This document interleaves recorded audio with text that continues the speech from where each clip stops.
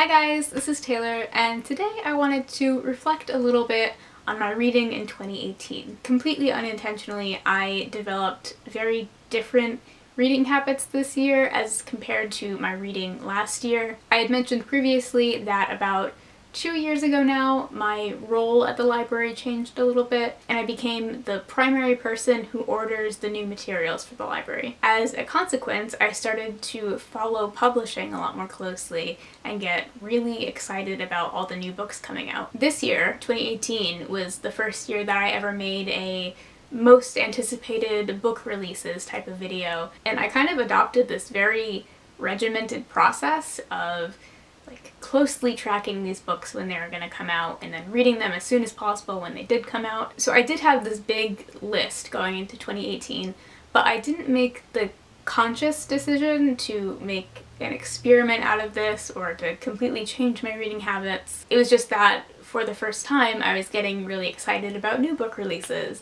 and I started reading a lot of Frontlist, primarily just because it's what I wanted to read at the time. So to put this in perspective, I have gone back and added everything up from this year, and as of right now I have read 26 books that I would consider Frontlist because they're brand new and they came out in 2018. I feel like in other years I've read really no more than 5 brand new books per year, so there's been a clear uptick, right? And I guess I just wanted to reflect on what that's been like for me, because I think, at least from what I've gathered from friends' experiences and people here on BookTube, I think my experience with reading Frontlist has been unique. So basically, when people talk about their reading habits changing in the way that mine have, either they start watching BookTube and they want to read Frontlist, or they start working in a library or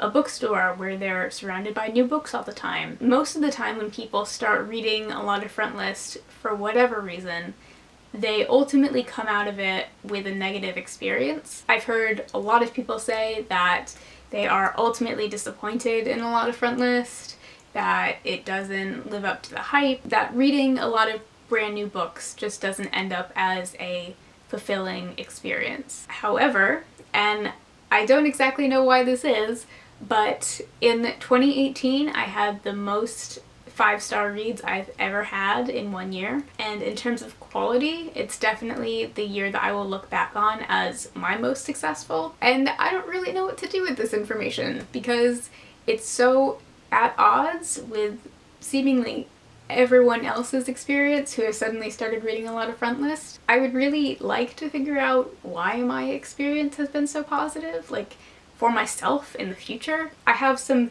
theories. I definitely think a good part of it is probably just the whole anticipation of the experience, right? Seeing a good review for a book 6 months in advance and then waiting that 6 months and getting really excited about it. And then another component is probably the fact that I want to be right about this book being good. I would imagine that psychologically that would play a part in how I experience the book. Just really not wanting to be wrong, so maybe overlooking things that I might not have liked so much otherwise. And then, unfortunately, I think I just got really lucky too. I read a lot of debut authors this year, which is the riskiest way I could have possibly played this. And interestingly, most of the books that I was disappointed in this year were not debut authors. They were established authors whose books I just didn't end up enjoying. So that, I think, is pure luck, and obviously there's no way to replicate that. I don't know. 2018 has been such a wild year, and I've really enjoyed my reading this year. I have a lot of new books that I'll hopefully be picking up in 2019. You can check out my most anticipated releases of 2019 video, and just fingers crossed that it ends up going as well as it did this year.